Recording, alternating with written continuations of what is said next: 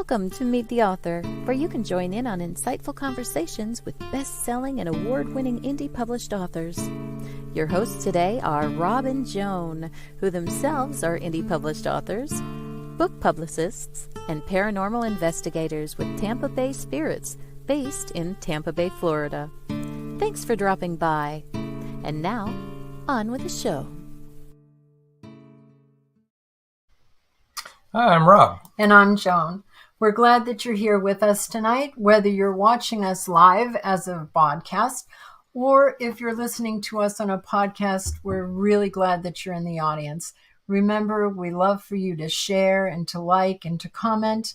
We love those comments. Keep them coming. Yep. Don't forget to subscribe to our YouTube channel too as well. We're struggling on that, on the volume, on the ticker there. But we'll get there one of these days. I want to remind everybody to tune in after this show for the Voice of Indie podcast on blogtalkradio.com with host Beam Weeks and Stephen Gary G's. And that's going to be on every Wednesday after our show. And episode rewind's coming up too. This coming Saturday, November 12th, episode 50. Stephen Gary G's is one of the guests. He is the guest. So he's the one from the Voice of Indie podcast. So that was a good episode. Next Wednesday, live is author and publisher C.J. Peterson. I'm going to welcome her and talk about the publishing company and all of her books that she has available. And that'll be episode 83, believe it or not. So, shall we bring in our guest for tonight? We should, and I just want to remind you again, this is a pre-recorded program. Yes. So we will try to watch when it's on so that we can answer some of your comments, but, it won't be the same. You won't see it coming up as you usually do. Right. And we will. There is a book giveaway during this show. If you're watching this later after the live stream, or go ahead, give it a shot. Yeah, or listening to it a day or two later, you don't know whether it's going to be given away yet, so you could still win a book from Tom. So we'd like to welcome Tom Stewart now to our show, and come on in, Tom. Hi. Hey guys. Hey Joan and Rob. Thanks so much for having me. It's a pleasure to be here. Yeah, it's great. Thank you for being on our show. Do you want to tell people where you are? I'm in Tofino, Vancouver Island. So that's the extreme west coast of Canada. Population about 2,500 in the wintertime. And in the summer, it explodes to 10 times that amount with all the tourism, because we have lots of whale watching, and we are a premier surf destination in Canada. And it's a beautiful spot that I'm just lucky to call home. No kidding. Yeah, it's a beautiful place to live for sure. So is the volume of people kind of ebbing now? Is it kind of diminishing? Yeah, it definitely is. It definitely peaks those summer months, summer vacations. But there is still some draw with storm watching because the seas can be spectacular in the wintertime. And the surfing picks up in the winter with the big swells. So it'll trail off, but it's more constant now than in years past because every year it's more renowned, there's more marketing, and everything keeps getting built out. Like they do cuisine so well here. So it keeps drawing people a bit more each year. And that quiet season is a little less quiet every year. But yeah, it's a wonderful spot. It sounds like that'd be a real inspiration for a writer to be in that environment. It definitely is. I kind of have a privileged little spot here because I'm oceanside, and I'm lucky to have my boat in the bay, and I go free diving and spearfishing just off my property. I see whales and all the sea life and the storms. So yeah, those scenes populate my mind, and you get to use them in stories that I'm trying to write. So yeah, it's a nice spot to call home, that's for sure. Well, we know what your background is, but the audience doesn't. You want to give them a quick synopsis of your background, and then maybe you could segue into why you decided to become an author. I have a pretty varied background. I was in university for a couple decades ago, taking literature and philosophy. But I didn't see that as a career path. I wasn't sure I wanted to become a teacher. So I did drop out of university, and then I worked in the north of Canada. I was a fishing and hunting guide for 8 years. I worked on the oil rigs in northern Canada. I flew small float planes, little bush planes, landing on water in remote spots for a few years. And then, strangely enough, I played poker very competitively, online poker for almost 9 years. And so that's what brought me out to Tofino, was that Tofino is one of the only places you can fly float planes year round in Canada, because it doesn't freeze over because of the ocean, the harbor. So I couldn't fly in the interior anymore. I came out here and applied, but back then, the town being smaller, they only kept a pilot or two on staff in the wintertime. I went back to central Canada, to Winnipeg. I played some poker that was kind of transitioning to, it was sort of paying the bills. There was an edge there. And kind of poker started working out that it kind of took off, and I put flying in the back seat. And then I realized I could do that anywhere. And I liked Tofino so much when I did come out to visit. I wanted to surf and enjoy it out here. So I moved out this way and kind of set up shop and ended up playing online poker for a number of years. And I never went back to flying, and ended up calling Tofino home. Oh, are you no longer have your pilot's license? No, I flew just 3 years. It was something I did because I didn't have a natural passion. I always admire those that do, that always know they wanted to be a writer, they wanted to be a doctor or teacher, but I never had that. So I went into flying because in those remote jobs, those bush planes were always around us, and the pilots seemed to like their job. But it was something I did because I couldn't think of much else that really appealed to me. So I did enjoy it, but it was never a calling, it was never a passion. And so when poker took off, I kind of let the flying lapse, and no regrets over that, because it's a, there's not much money in it. It's challenging. It's dangerous, those small planes. And but it fills an important need. An important role. Yeah, absolutely. In Alaska and Canada. Yeah, both. Yeah. Oh, yeah. Rob's a retired air traffic controller. Yeah. So. Oh, yeah. It's, it's vital because of all the small communities, not just for recreation, but a lot of isolated communities. And it's it's necessary. And it's good that there are people that love to do it. There's medical reasons for using it, and also bringing in supplies to people. I know that some of his friends are still air traffic controllers up in parts of Alaska that they only have bush pilots. Nobody else can get in there. And so they bring in their supplies all the time. Yeah. And there were some beautiful aspects to it. Like, at times I would drop off my guests and my load, and I'd be flying by myself in the middle of northern Canada with no other planes, no air traffic controllers or landing strips. You're choosing where you want to land, where you want to set down your plane. I could even plug in music to my MP3 player headset, and I was listening to music. I was flying around over the trees.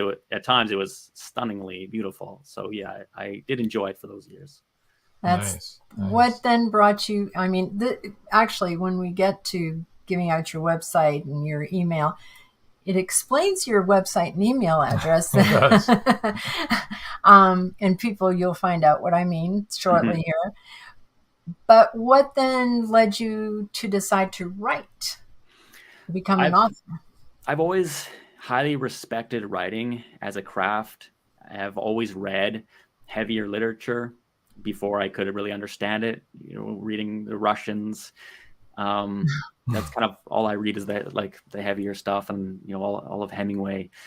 So it's always something that's been in the back of my mind when I was very young, and then I only started writing a few years ago.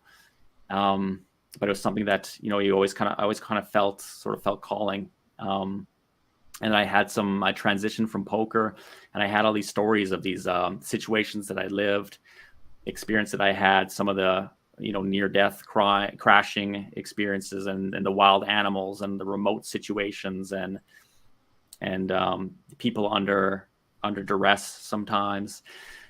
And I thought they were stories that other people might appreciate. And so it was just a very humble start in my first book, a memoir of short stories of things that I've seen.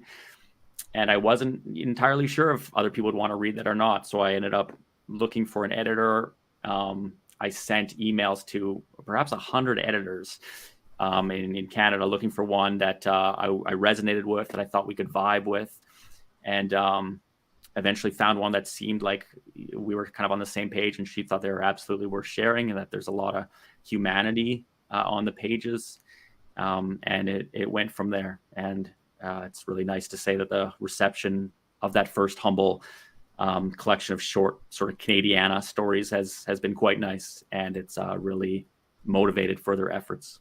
Well, let's show people what we're talking about here. This is Under Big-Hearted Skies, which is your memoir. Yeah, a young man's memoir of adventure, wilderness, and love. And so I published that in 2020. Awesome. Very awesome. And I like your cover too. The title is cool.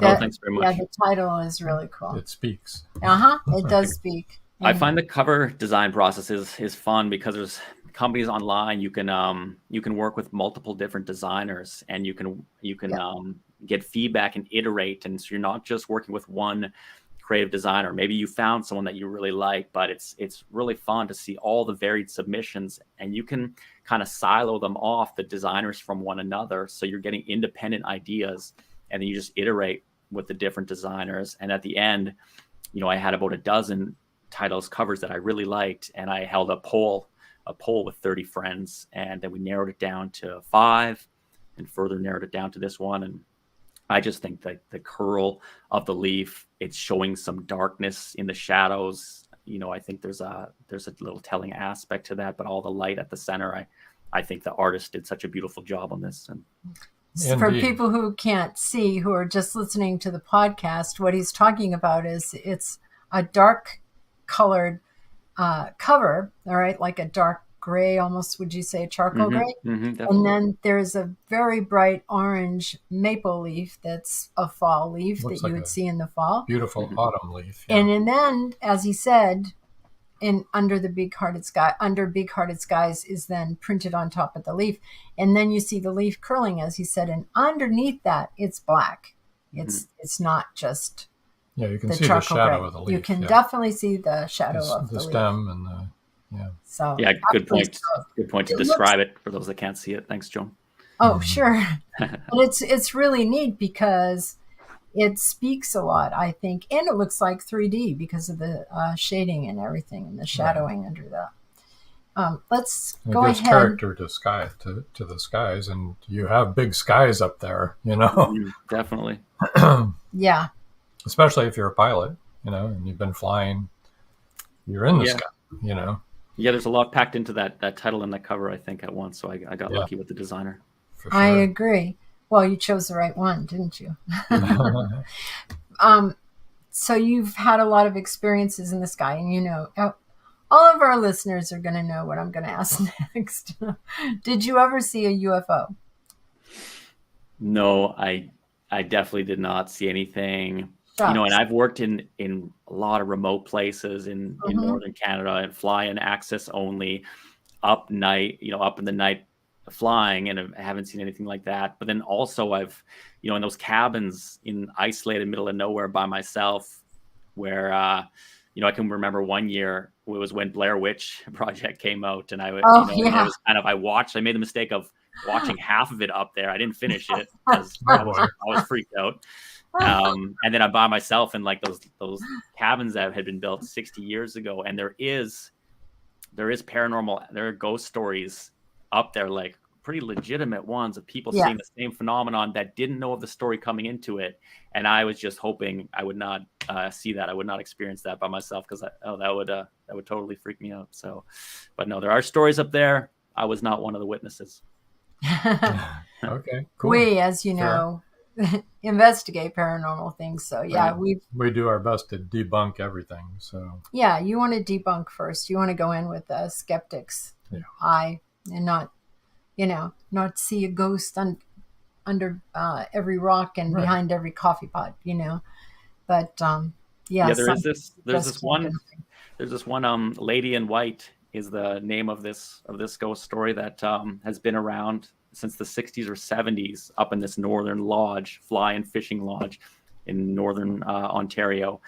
And it's it's this phenomenon has been around long enough, and people that don't know the story coming in, mostly American tourists coming into this Canadian fishing lodge, have seen this phenomenon of just a lady all in white kind of moving out of a cabin or moving at night, and there's no one that fits that description working up there. It's limited staff, so the story's been around for a while. I'm always curious of what's behind that, and but no, I never saw it. Yeah, we've seen a lot of things, and we've been able to document them on video or on a digital recorder or something like that. But I still think that you need to see to believe, because Right. You really can't be trust sure. anything nowadays. It could always be faked. And we know that what we've seen and heard hasn't been faked, but Right. the viewer or the listener doesn't know that. So, but when you do have an experience, then you know.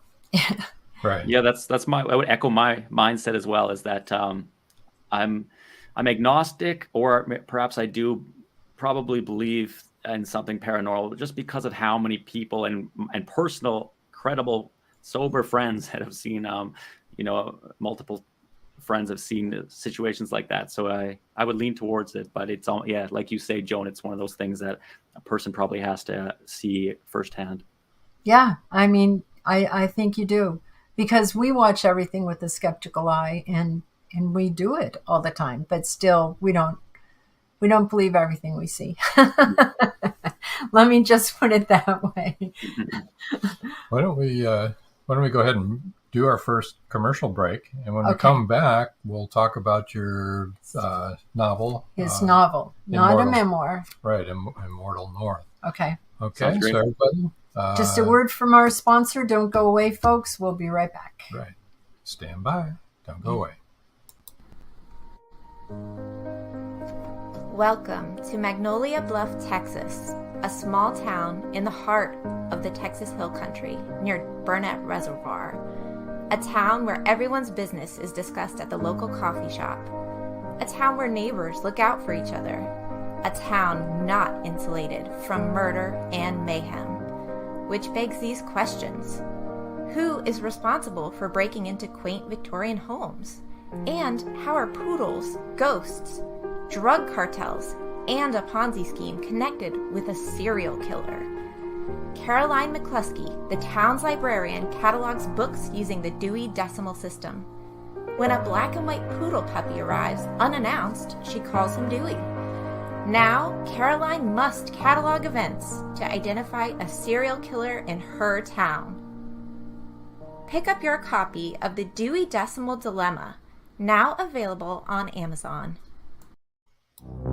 They thought the siren was dead. In the novel Siren Song by author George Dismukes, James Harmon shot her twice. Several people saw her dead body sinking slowly into the abyss. But now, in Siren Song 2, evidence suggests that she may still be alive. She killed that boatload of people. It was her! And she's just getting started! Angie, that's impossible. The cold chill up my spine tells me it's not impossible. We've got to start all over again. And this time, do it right. Siren Song 2. The story continues. Available on Amazon, Barnes & Noble, and many other bookseller websites. Get your copy today.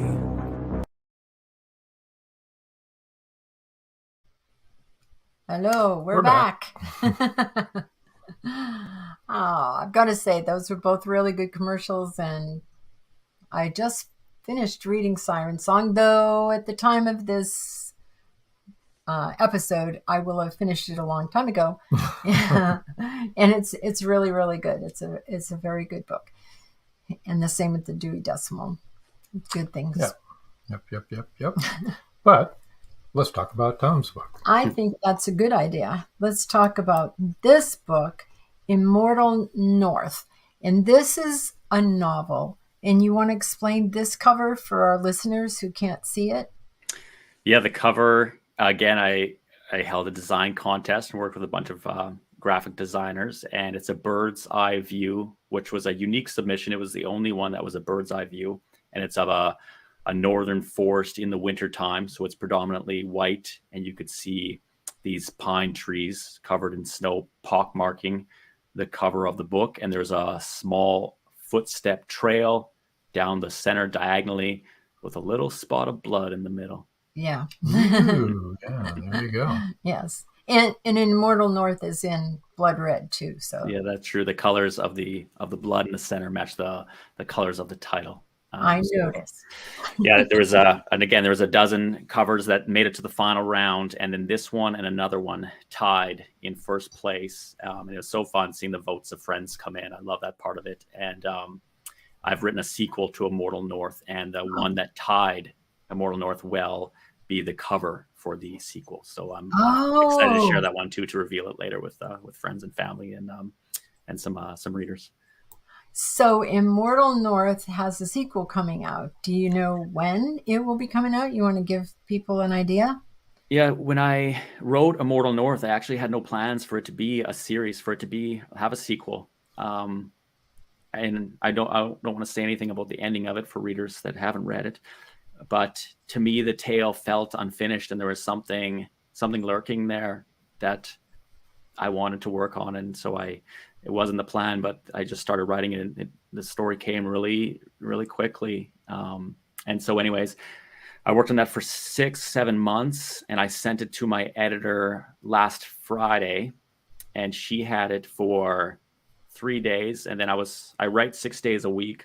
I take Sunday off. Sunday, I was in my favorite cafe, 8:30 in the morning, had a cappuccino and a croissant, and email came in, and my editor read the manuscript in 3 days and just said some really, really good things about it, which is, when a person spends so much time on a project and the first person to read it says something very positive, that's it's the great feeling. So it'll probably be out within 3 months, and then I'll be excited to share it with people. I feel very strongly about it. So either by the end of the year or first of next year. More likely January 2023. Yes. January 2023. Okay. Cool. That's Cool. a good time. We won't hold you to that. We know how things go. Yes. But I'm really motivated, dedicated to work on it. It means a lot to me. What's it? Have a working title. The title is Immortal North 2: Dead Myths and Broken Legends. Ooh, Dead cool. Myths and Broken Legends. That's very, very That intriguing. sounds awesome. It does. Makes you want to read it. Yes, it does. That's what it's I supposed think to do. That's the point.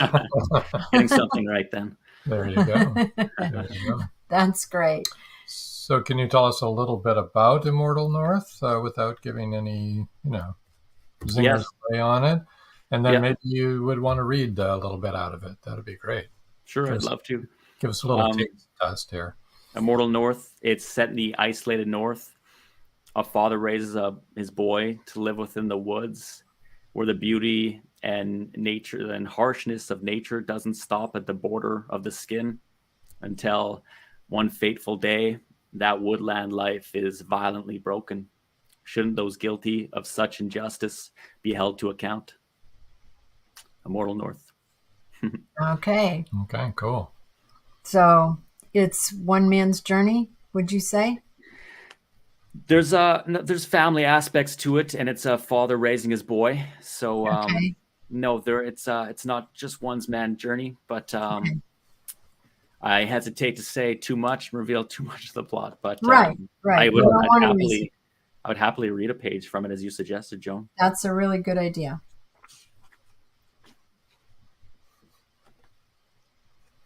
I'm going to read one page here.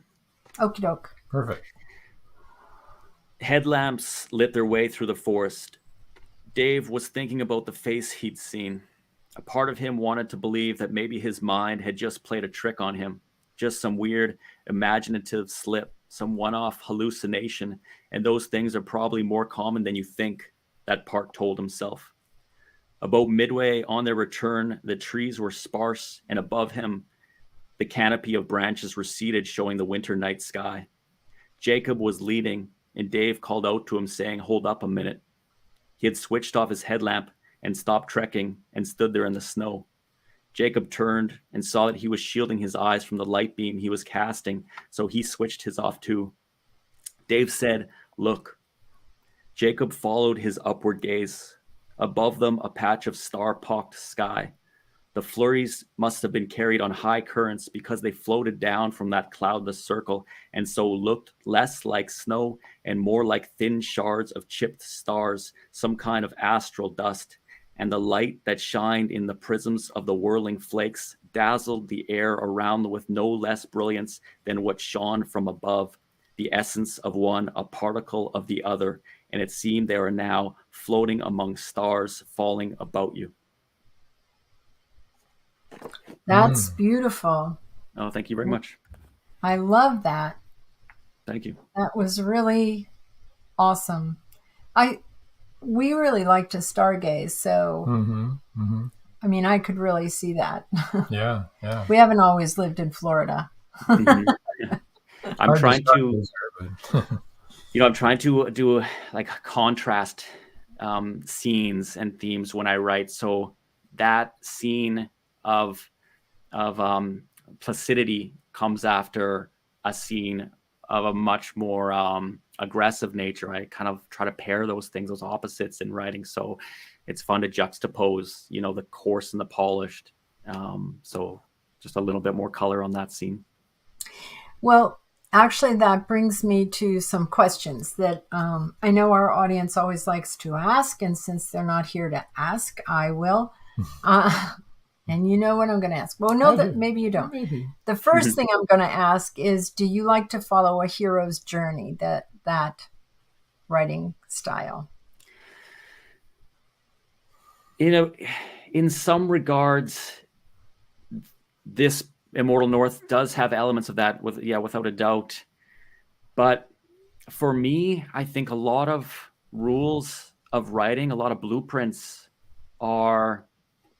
there's too much put behind them, and that there's a lot of different ways to tell a story. And there's all these rules like show, don't tell, and describe, don't explain, and what's the hero's sacred flaw, write a dream, lose a reader. There's all these rules that come up that part of me just wants to just rebel against and write the opposite of what people say to do it, because it's like, just don't tell literature, don't tell the craft what to do. So I always revert back to my own number one rule, and that's just move a reader, and how I try to do that is by moving myself. These adages that like other rules of writing, they get repeated a lot, but I think they are foundational for me. Sit there and bleed. I think there's a lot to that. Sit there and open up a vein. Put yourself at risk. So like, I find that these are more foundational to what I'm trying to do than does the climax come in the middle, and right. does the hero come away changed? I think a better question is, does the reader come away changed? Yeah. So I have a skewed sense to some of these really common rules.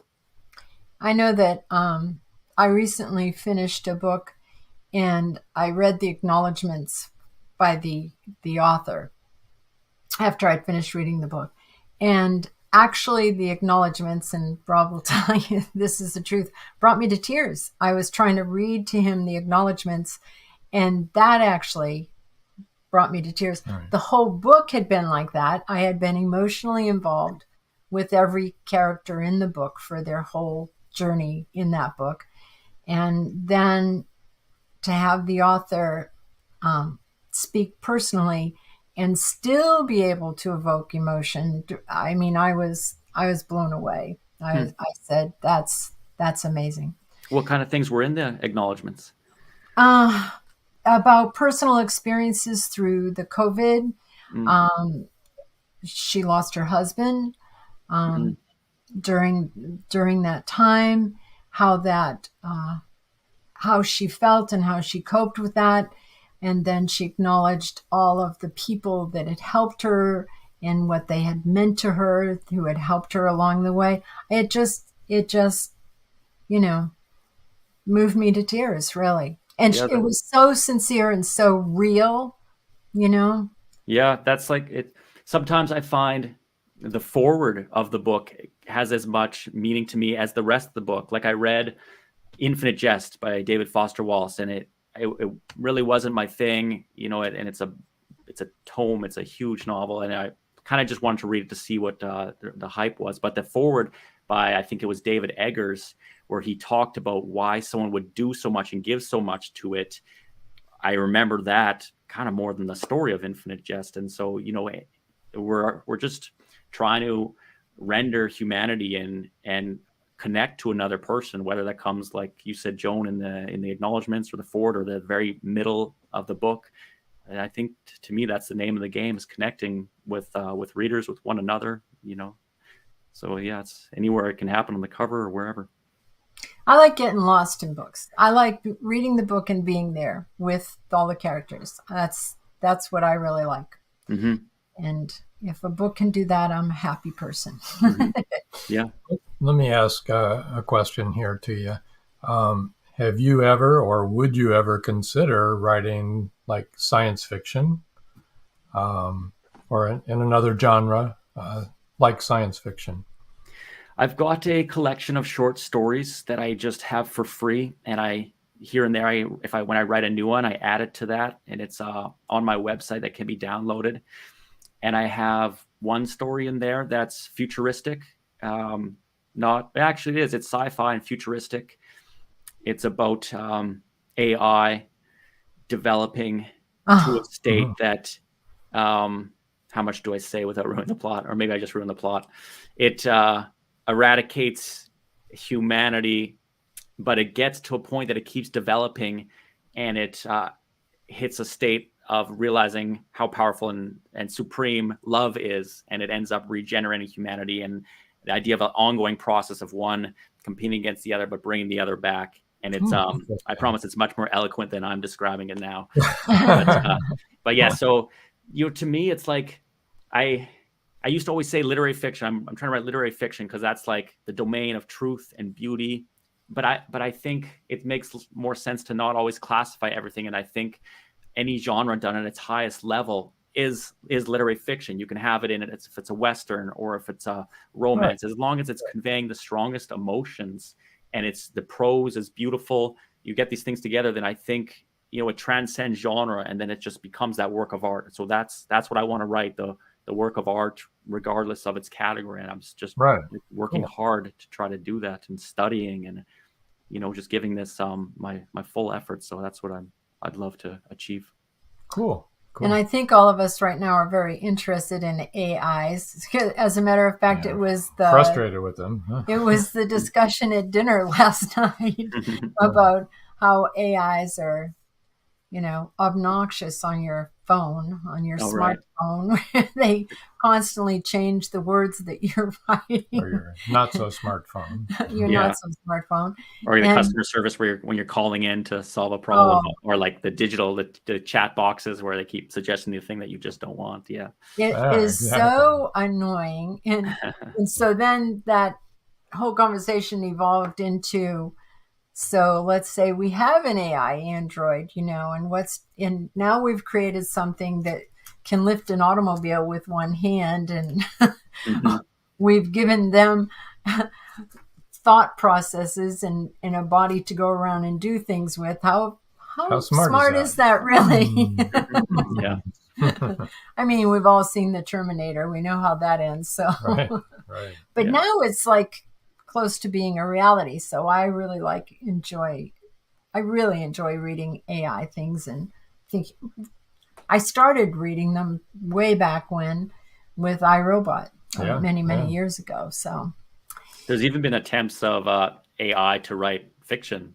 I've seen that. I haven't read the story, but I know they're creating art, and they have tried writing a fiction story. So I've heard it's a little discoordinated. But who knows? We'll see what's coming. Yeah, elephants create art too. So I'm not sure. We can pretty much call anything art. Say, this elephant painted this painting. And you're like, okay. It's not the Mona Lisa, I'm telling you that. Let me put up some of your, let's see. Let me give some of your information away here for readers.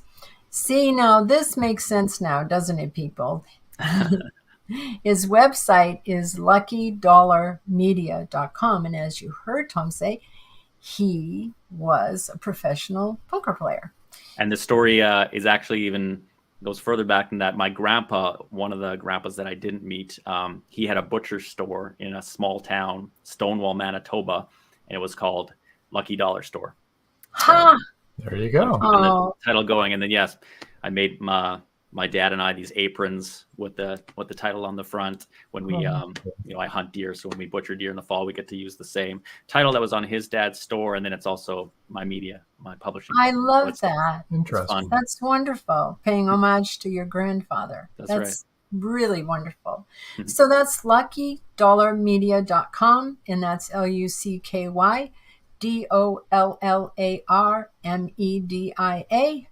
And I'm sure that you can find lots of good information on that. You can also find Tom on Goodreads at Tom_Stewart, and that's TOMSTEWART. Of course, an underscore in the middle between Tom and Stewart. Now, do you want to get right into the book giveaway? We can do that, sure. Yeah. Okay. Let's tell people his email address, again, is luckydollarmedia@gmail.com. Okay, and the book giveaway for y'all is the first 2 people to email luckydollarmedia@gmail.com will win either a paperback, and that's only Canada or the U.S. For the paperback, or an ebook. And would that be of choice or of Immortal North or... Let's go of choice. Whatever the reader would like to read, that's what I'm going to send them. Perfect. So don't forget, this is a pre-recorded show. And so go ahead and, you're listening to this a day or two later or watching it on YouTube. Go ahead and enter, go ahead and send type it in there, luckydollarmedia@gmail.com. You might be a winner. You never know. Yeah, and don't forget that there will be a sequel. Right. Sometime in January of 2023. Let's hope 2023 is a much better year for all of us. Let's hope so. Yeah, we've had a few hard years here. Okay, we're going to take this down. We're going to take a little break now for our second set of commercials. We'll bring this back up when we come back for the so that you can enter. Okay. Don't go away. Don't go away, folks. At Indie Booksource, you can shop by genre or by author, and you will be buying direct from the author's main purchase link. We offer hundreds of titles in formats that include ebooks, paperback, hardbound, and audiobook. Support an indie author. Visit indiebooksource.com today.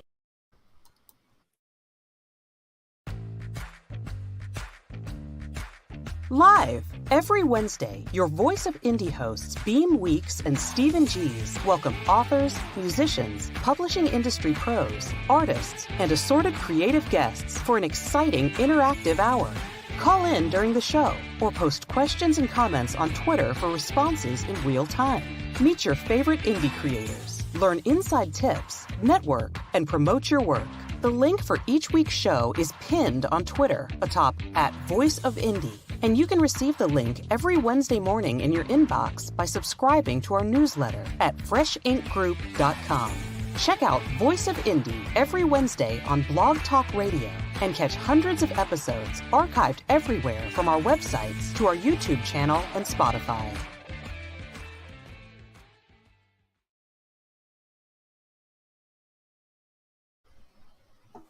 And we're back.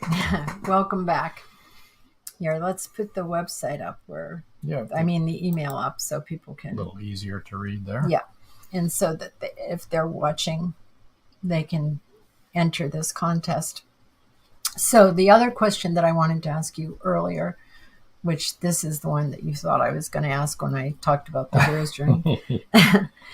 You know what a plotter is and a pantser, right? Mm-hmm. Okay. Are you a plotter or a pantser or a hybrid? I'd say I'm a hybrid because in the last 2 novels, I've had the ending come fairly soon to me. I knew how the ending was going to develop. So in that regard, I have a point of orientation to work towards, but I don't sit down and write a chapter synopsis and then go and flesh it out. I am just seeing where it takes me, being open to change. I think any style can work for whatever author, but I like, a lot of people have recently read A Swim in the Pond in the Rain by Saunders. It's an interesting book for writers. I think it's great. And, he makes these comments about listening to the text, listening to what's there, because I think the subconscious is such a beast. There's so much going on. There's things that behind the scenes are trying to be linked up. And I used to think this would sound dramatic, but really the text is almost trying to speak to you, and there's something there to connect, that there's more parallels that I can write in if I'm listening to it. And I think for me, that's better than having it all planned out from the beginning. So it is a hybrid. And sometimes I'll just stop and go down the road a bit because there is a scene I can see so clearly that I just want to write, because it's just, some of those flow states that they come out easily and they're fun to write because you're immersed in it. So I do a bit of both. Yeah, we really think, and a lot of the authors that we've had on here feel that the characters really take you on your journey through the book. I mean, they will go places that you did not intend to go. Definitely. And all of a sudden you find yourself there.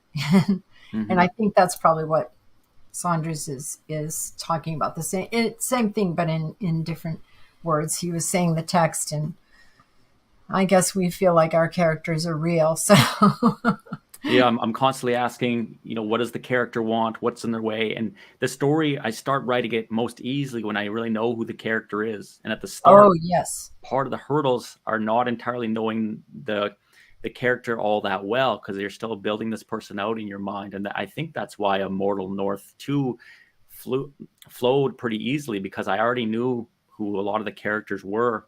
And so with their personalities are fairly well set, then it's bring about the circumstance, but you kind of know what you're working with at that point, Yeah. Right. Well, we have a friend who's an author and has been on our show, and his name is Caleb Pirtle. And he says that whenever you're stuck and you can't move forward, he said it's because you're asking your characters to do something that they wouldn't do. And I think that that's true. If you're trying to fit it in to some place that you wanted to go, and you've already developed these characters, and you do, like you said, in your subconscious, you know who they are, and you know what these people would and wouldn't do. You can't make them go there because it's not natural for them. And of course, that would take the reader right out of the story.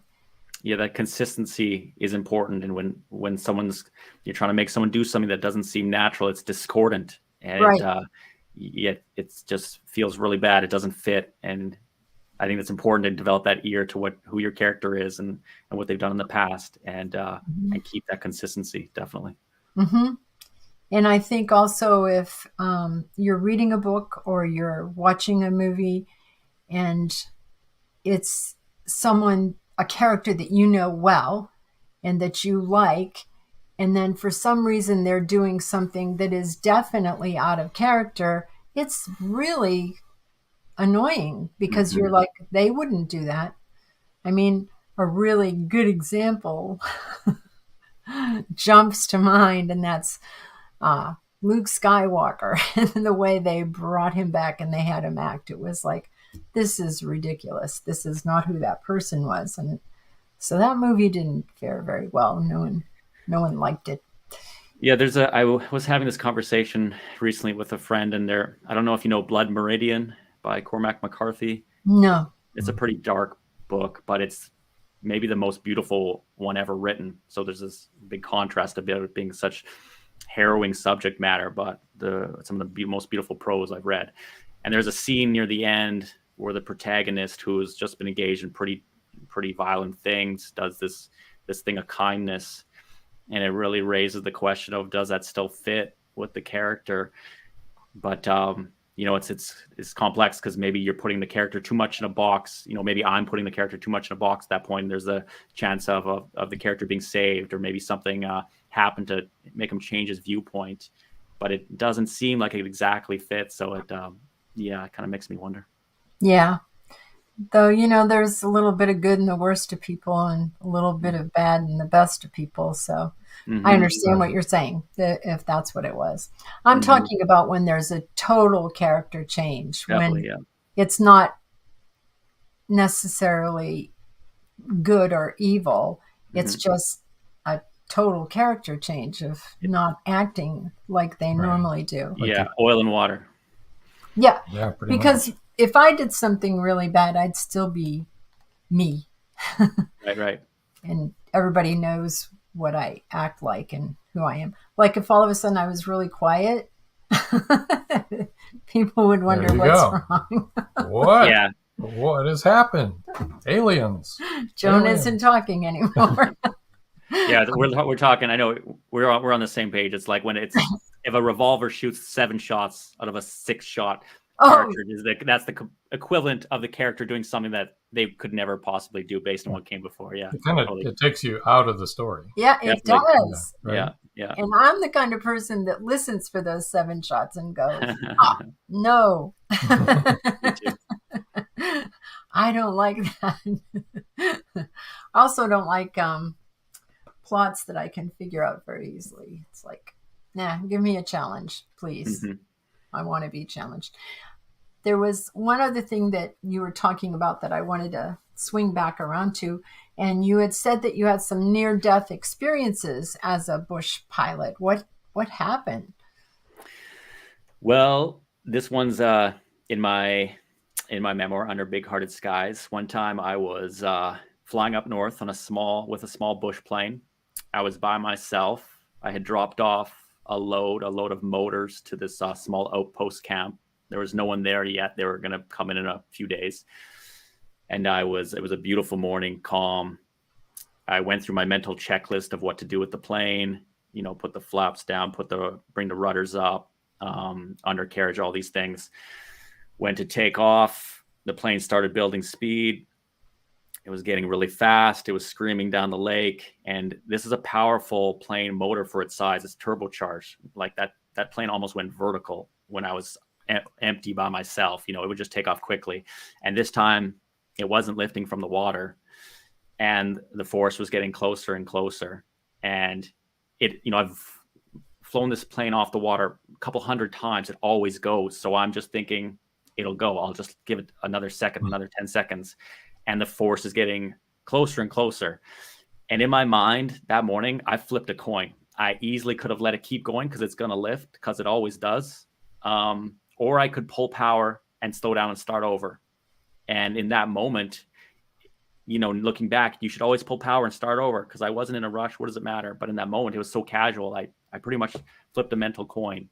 I pulled power to slow down. The plane did not slow down. It had built so much speed and kept going. I see these huge granite rocks, these huge unforgiving pine trees. I'm just staring at them as they're closing. It's so interesting how quickly the mind moves in those moments. And I'm thinking, okay, I could try to steer the plane. You can't steer a plane at that speed on the water, but I could try to steer it and it'll flip. And that's probably better than hitting the trees. I might die in the flip. I'm almost certainly going to die if I hit the bush. So I'm rolling that over my head. I decide not to, but I start to steer a little bit to see what it feels like. And I'm a couple hundred feet now from the woods.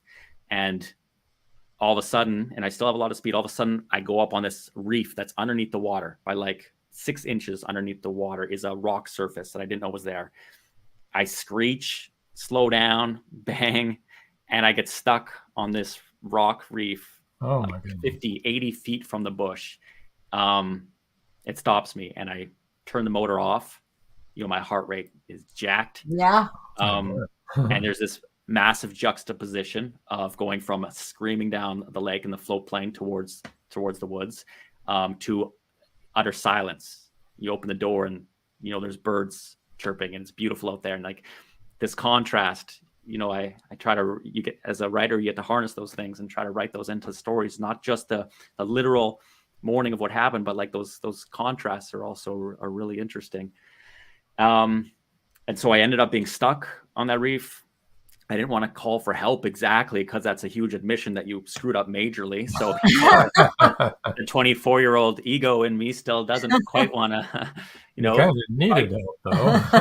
fight that bullet at that moment. But and so this could be a longer story, but I ended up swimming, or like wading. It wasn't that deep, to shore.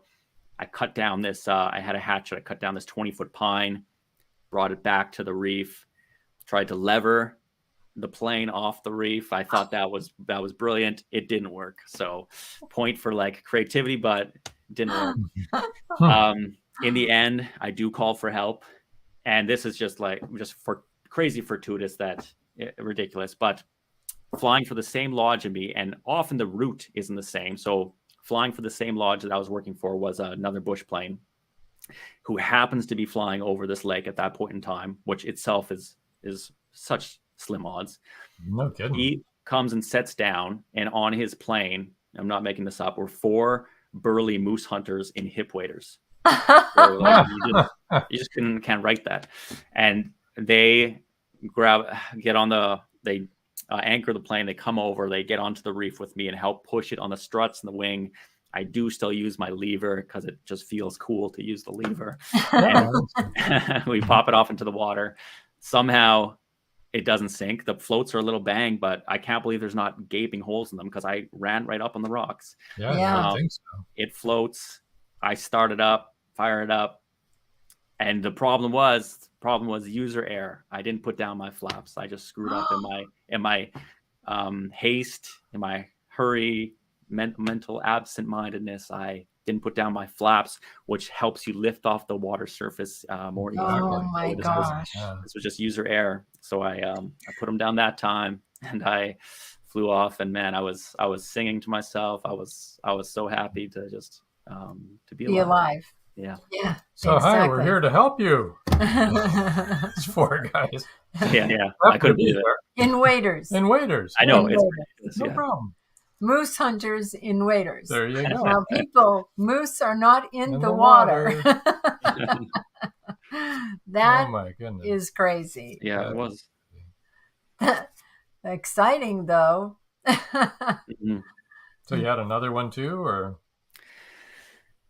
There a few different ones, and sometimes it's seeing another person in a circumstance, person almost drowning, or one night. So that story was in the Ontario province. But then for some winters, I worked in Alberta on the oil rigs. I was a roughneck, and I was working the night shift, and it was dark. And one of my jobs was just to go around and inspect the different aspects of the rig, just have a look, make sure there's no hydraulics leaking or whatever. It was pretty casual. It was probably like 2 a.m. And so I came down below the big drilling rig.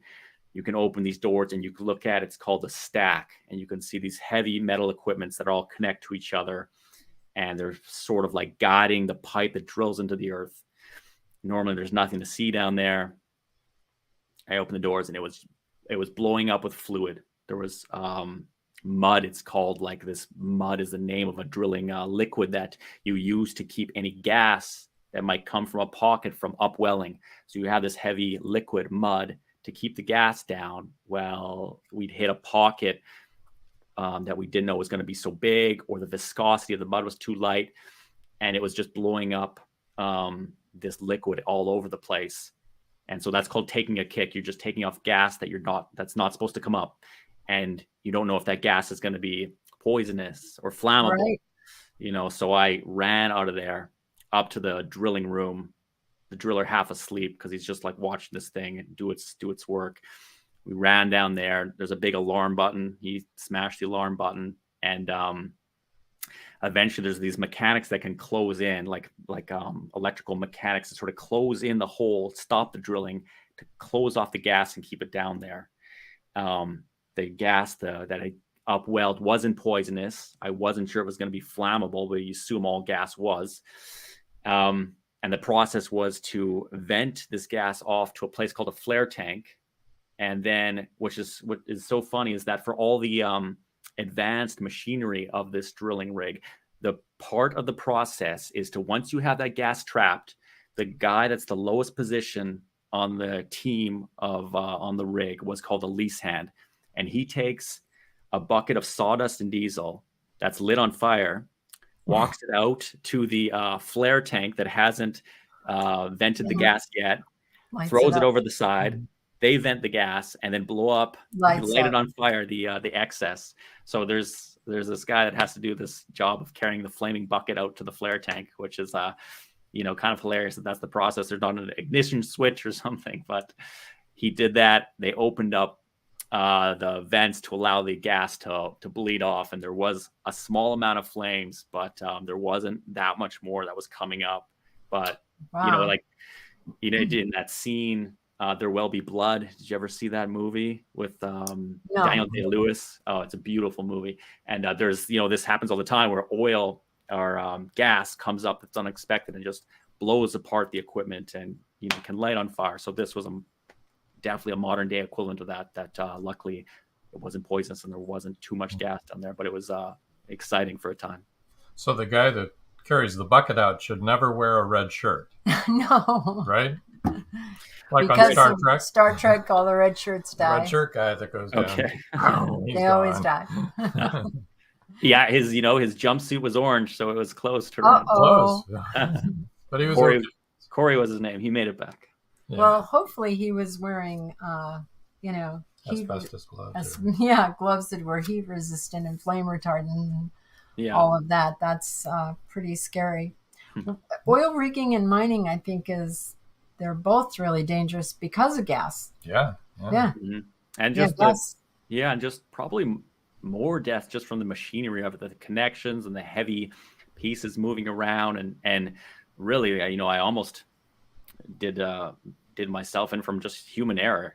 I'm not accident prone. I've told the story about the flap, so I'm not going around almost killing myself all over the place. But there was human error is just the biggest reason that these mistakes happen, and the oil rigs are ripe with opportunities for that. So I almost made something I couldn't take back again for sure. So you can forget the easiest thing to remember. You know what I mean? The most critical thing, Mm-hmm. It's just like with driving. It's probably our driving accidents are mostly just not paying attention, user error, and text messaging. Right. It's the same. Now take that same absent-mindedness and put it in an environment where there's more things to go wrong, like oil rigs and float planes, and it's opportunities for things to not turn out with a happy ending. I would just like to say, if you're text messaging, you're not driving. That's the problem. Yes, definitely. Driving requires you to be driving. Don't text and drive. You will go off the road. Yeah. No doubt. Or not be able to stop. Yeah, like I said, this is pre-recorded, but we just got back from like 3 weeks of traveling with our RV, and people are not driving. They're doing other things. They're talking, they're eating, drifting in their lane all over the place. And we're in a truck that weighs a ton and pulling an tag-along trailer that weighs 2.5 tons. So you really don't want to drift in front of us. We will win every time. Yeah, so please don't. Yeah. We don't want that near-death experience. A mistake a person makes one time. There you go. Yeah, I'm afraid so. So let's talk about your show the people your books again. We have Under Big-Hearted Skies. I can't talk either. And this is Tom Stewart's memoir book. Mm-hmm. And then his novel is Immortal North, which sounds very fascinating. And has a sequel coming out. Yeah. In January of 2023. Be looking for that. That's right. And you can visit his website, luckydollarmedia.com.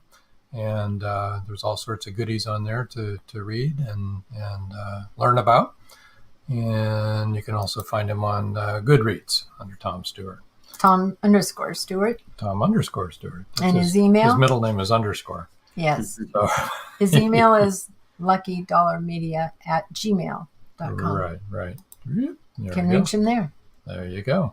I'm sure he'd like to hear from you. So any advice for any newbie writers that haven't gotten quite out there yet and brave enough to put the pen to the paper?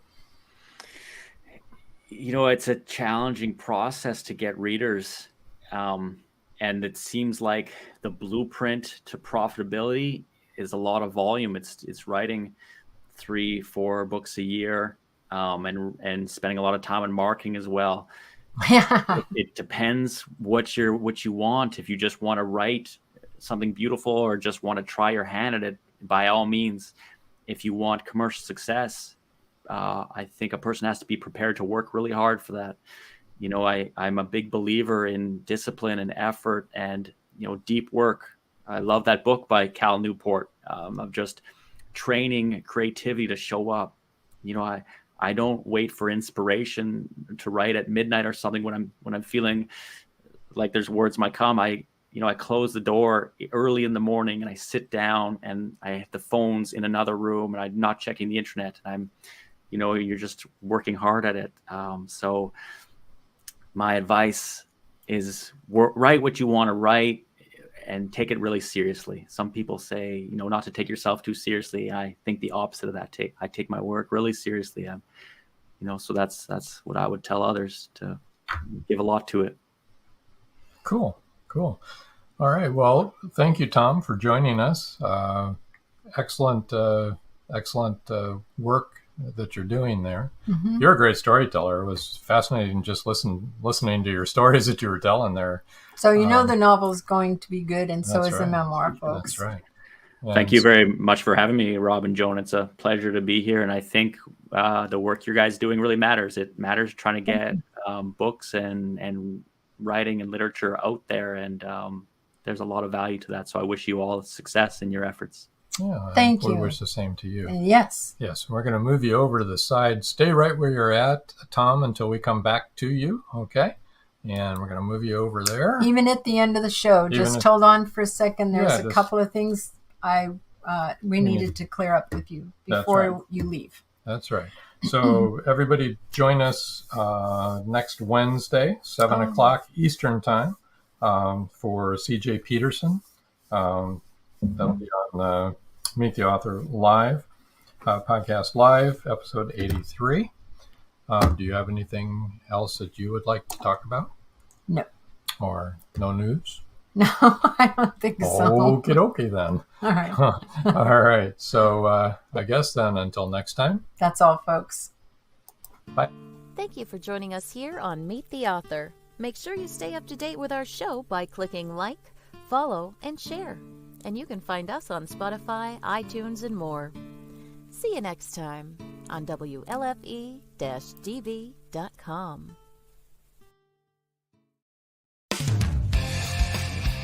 You've been listening to WLFE-DB.com, where our shows are your shows.